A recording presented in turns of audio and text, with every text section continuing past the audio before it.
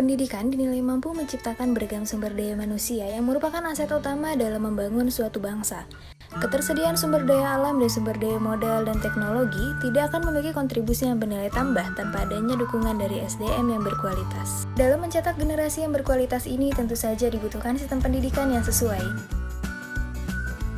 Pendidikan harus ditingkatkan sesuai dengan kebutuhan masa kini dan harus lebih memperhatikan tentang apa saja yang dibutuhkan oleh siswa untuk kemajuannya di masa depan, yang merupakan implementasi dari mencerdaskan kehidupan bangsa.